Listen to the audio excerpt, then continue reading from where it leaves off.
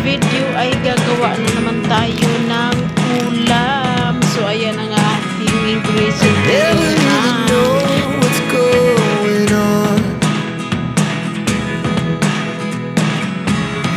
Look at me sometimes like all you want to do is run. Hear me out, hear me out. If all the things you never show, there are the things. Hello guys! Welcome back na po sa YouTube channel. Ako na po ni si Madeline Artiaga, ang inyong higala. So guys, for today's video ay gawa na naman tayo ng ulam. So ayan ang ating ingredient ngayon, ang pansit canton, cabbage, patatas, carrots at kikiam. So ano ba yung naisip nyo sa lulutuin natin? Ayan, kakaibang luto ng ulam. So ayan guys, at unang-una ay lutuin muna natin itong ating pansit canton. So ating pakuluan muna siya guys. Ito ang ating unang gagawin. So ayan guys, habang hinihintay natin ang ating tubig na kumulo, ay ihiwain muna natin itong ating kikiam. Yan, hiwain natin ang kikiam guys. Actually, hiwa na to, pero hiwain natin ulit. Yung kasi medyo malaki siya. Medyo malaki yung pagka-slice. Binili ko to siya guys ng tingi kasi pag bumili ako ng isang balot, sobrang dami naman. Ilang 5 piraso lang po ito, ay 4 na piraso na kikiam ang ating gagamitin. Kaya tingin na yung binili ko dun sa street food, dun sa nagbenta. Ayan. Tapos ito ating carrots. Hindi pa kasi kumulo ang tubig natin guys. Kaya ihanda muna natin ang ating carrots.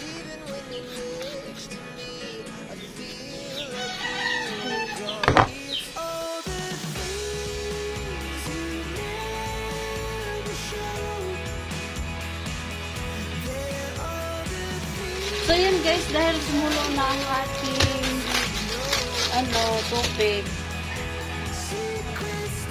So yan, kumulo na siya guys. So ilagay na natin ang ating pansit canton. Ayan, ilagay na natin guys ang ating noodles. Pakuluan natin siya para maluto.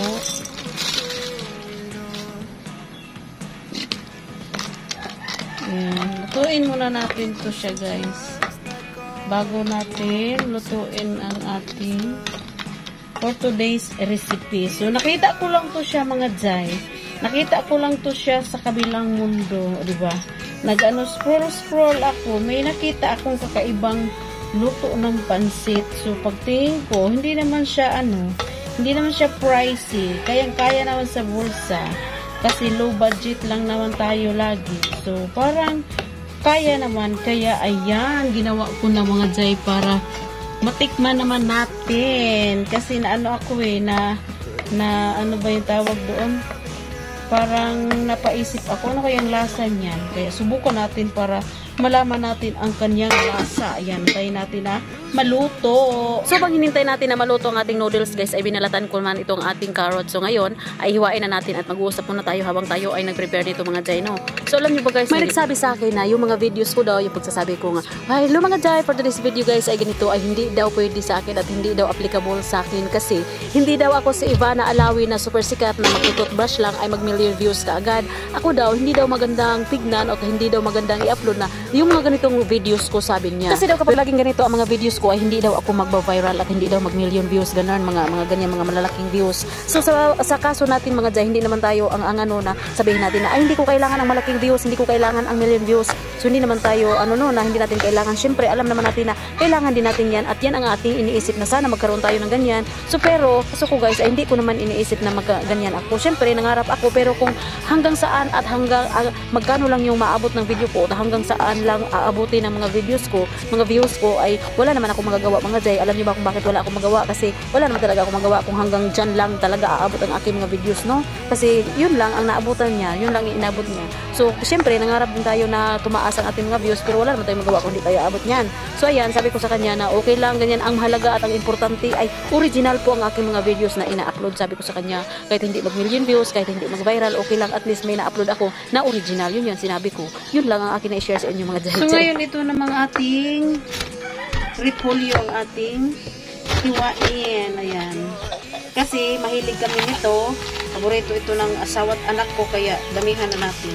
Nakita ko doon sa guys, doon sa video, hindi siya maraming ganito. Pero kasi ito, gustong gusto nila, kaya damihan na natin. Ayan.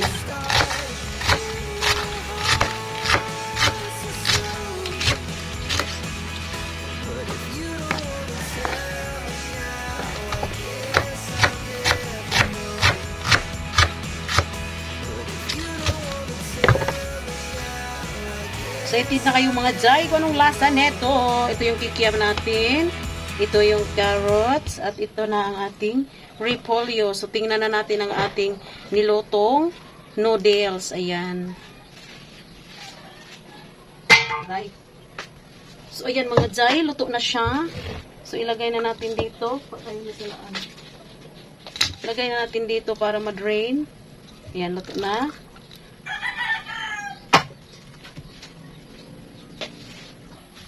So, ayan, first guys, ay lutuin muna natin ang kikiam. Lutuin muna natin ang kikiam gamit ang mantika ng ating pansit canton. So, ito yung mantika, dalawa kasi dalawang pansit canton. Ito yung gamitin natin guys na pang luto sa kikiam. Ayan.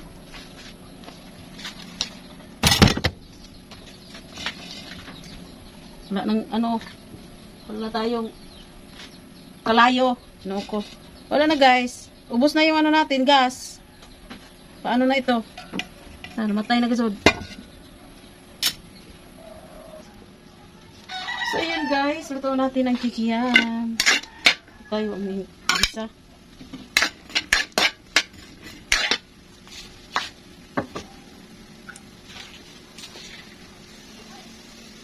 Tapos ilagay ang ayan.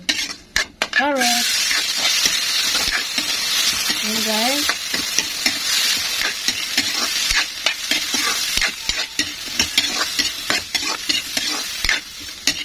Lutuin muna natin siya.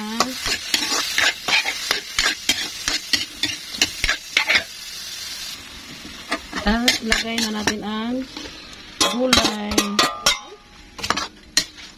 At imekos-mekos.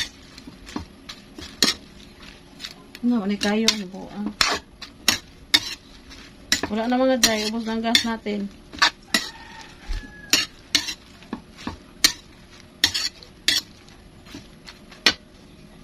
Impas. So, ayan guys. Lumipat tayo dito sa panggatong dahil naubusan na nga tayo ng gas. Ayan. Pero patuloy pa rin tayo sa ating pagluluto. So, ito na yung gulay natin. Ayan. So, ngayon, ilagay na natin ang ating noodles, ayan. Ilagay na natin ang ating noodles, ayan. Ilagay na natin.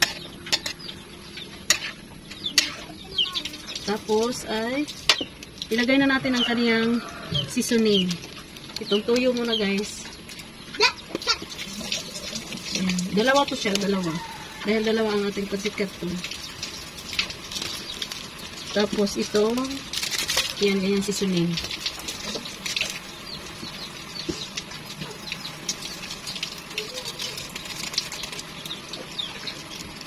At imekos natin. Ayan, nag-usok na mga Jai.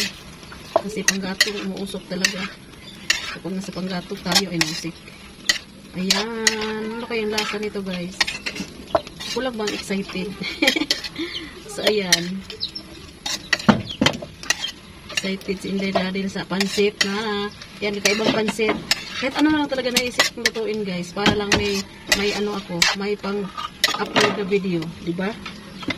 Para-paraan lang tayo mga jay. Para lang may pang-upload. Kasi wala tayong i-upload pag hindi tayo gumawa ng paraan. Pero paraan na mabusog naman tayo nito. Oy. Oh, kahit ganito ito ay ulam na ito. Ang sarap kaya nito. Kahit di pero tintikman. Yummy. Ayan, tama na. Kaya nalilipog na yan sa kakamekos. Kaunin na natin.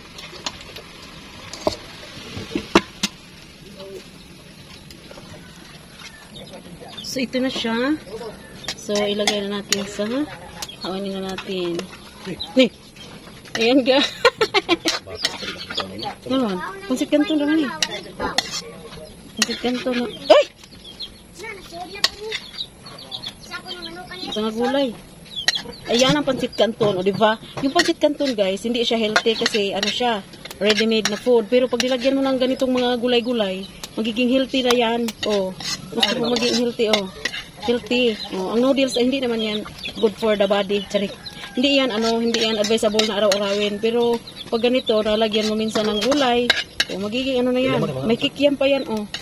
Ang palit ito sa tindahan. Nilagyan ko ng kikiam mga people, o. Sarap. Natog may tami. So, ayan na guys, ang ating pansit na kanton na nilagyan natin ng mga gulay-gulay. Ayan. So, tilawin at tikman na natin kung anong lasahin. Dini, Durbi? Ihot na lang librito isa. Ihot dun. Yummy ang kikiam. Yummy siya guys. Agay. Ito ay dres niya ron manihapon na daan. Sayo pa? Sos gino ato. Masarap siya guys. Para siyang pansit kanton. Kana nang utan ha. Kay pansit kanton naman talaga ito. Wa man nga ang mantika naman sa kanton. Tigaw ko. Ito ang kana edi ha. Ang kikiam guys. Masarap siya.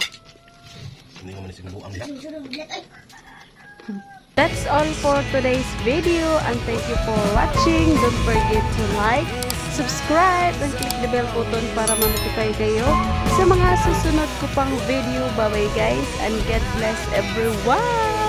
Bye mga guys! See you on my next video!